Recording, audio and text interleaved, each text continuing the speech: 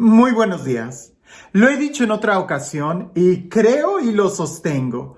Pienso que la mayoría de los problemas que tenemos el día de hoy entre relaciones humanas es porque no sabemos comunicarnos, no sabemos escuchar.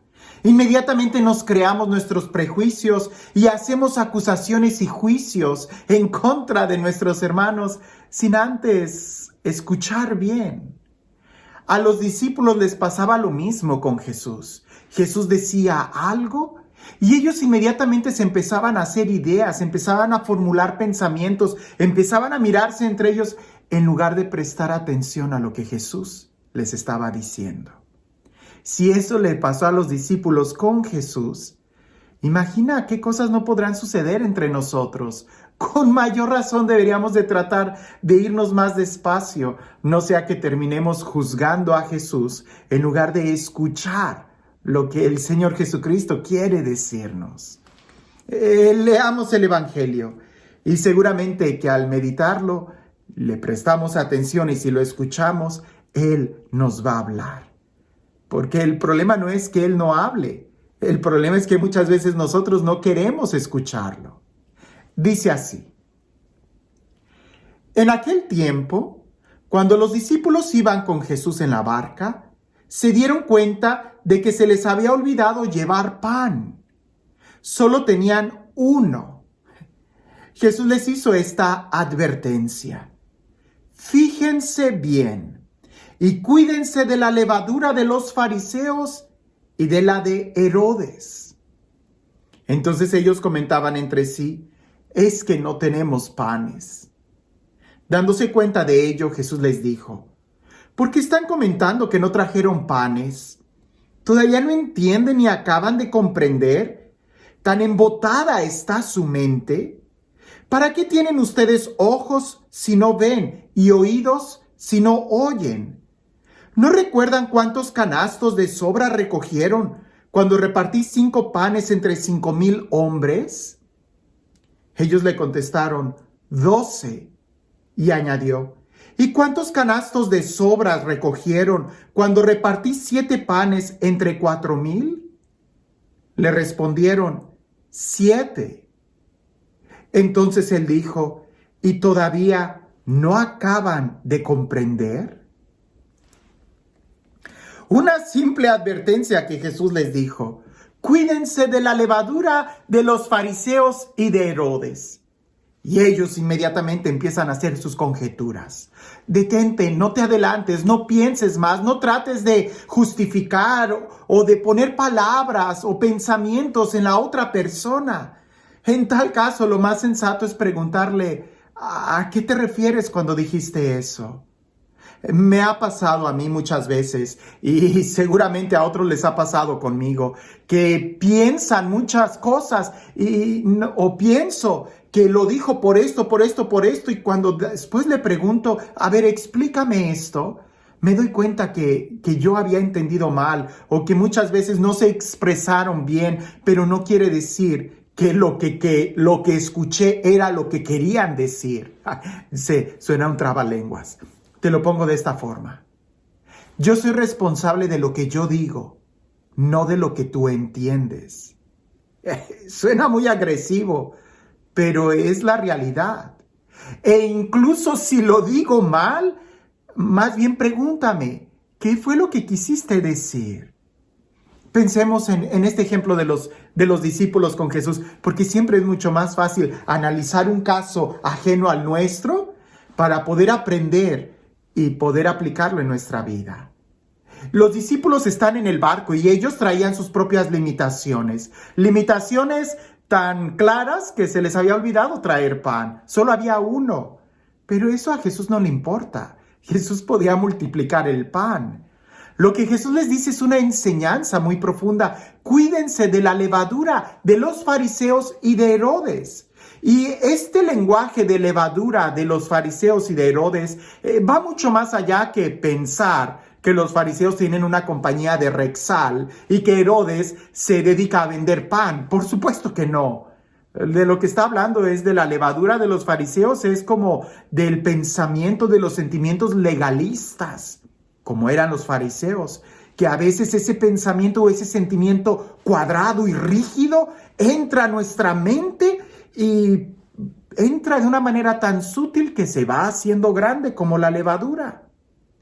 O el pensamiento, la levadura de Herodes, que pudiera simbolizar la del hedonismo, la del placer, que tú dices, ay, no pasa nada, ahorita nada más esto, como por ahí dicen, una canita al aire, y ya después tienes un gran problema.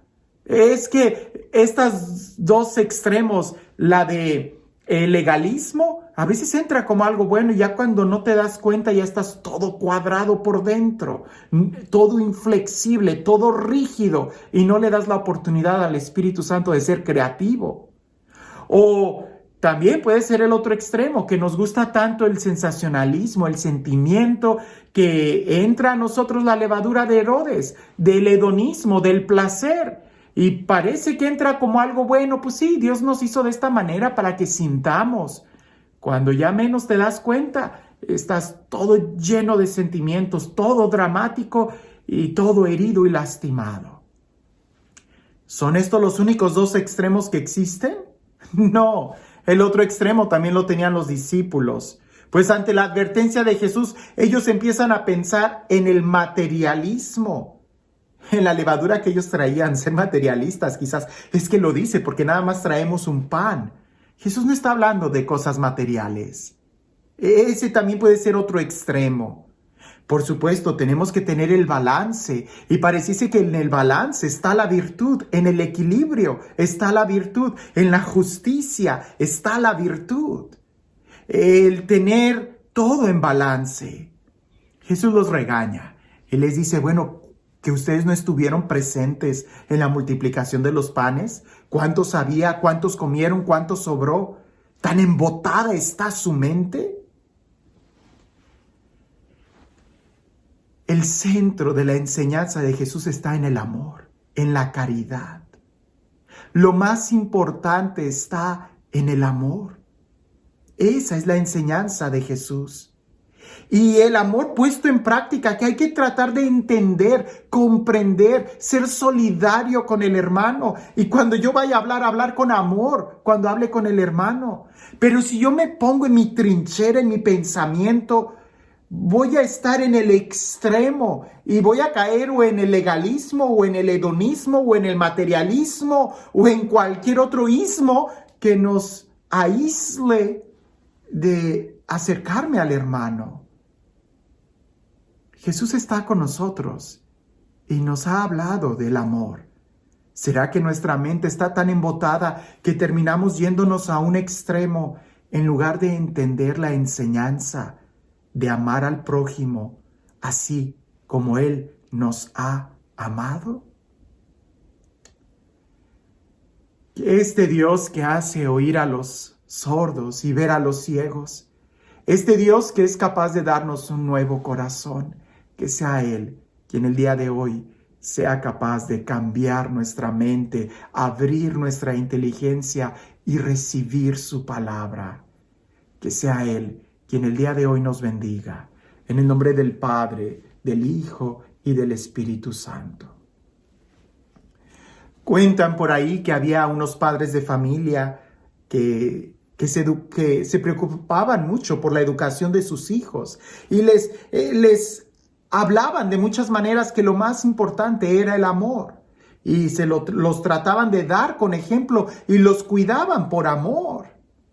Pero en una ocasión los llevaron a la playa y estaban jugando los niños en la arena cuando vieron de lejos una mujer un poco descuidada físicamente, jorobada, y estaba agachada levantando cosas de la arena y las ponía en una bolsa. Los papás llamaron a los niños y le dijeron, acérquense, no estén cerca de esa mujer.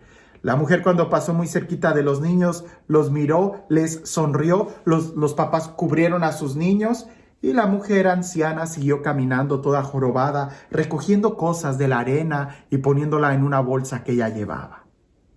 Fue hasta después que se enteraron que la señora lo que hacía era levantar cristales de la arena para que los niños no se fueran a cortar cuando estaban jugando ahí. ¿Cuál era la enseñanza del amor? que los padres estaban diciéndole y enseñando a sus hijos si no eran capaces de entender o preguntar qué era lo que hacía esa señora, que dedicada toda su vida a cuidar a los niños, ya hasta una joroba llevaba encima. No tanto la que traía en la espalda, sino la del juicio que los demás hacían por ella o con ella, por no tratar de entenderla o ayudarla.